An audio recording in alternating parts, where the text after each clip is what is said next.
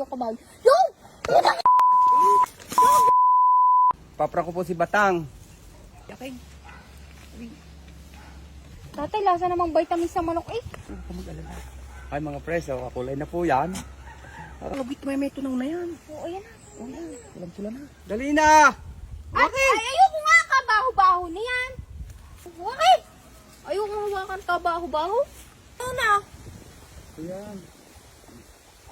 Kasi kayo nagpapatirik ng motor, dapat yan hindi ninyo pinapatirik.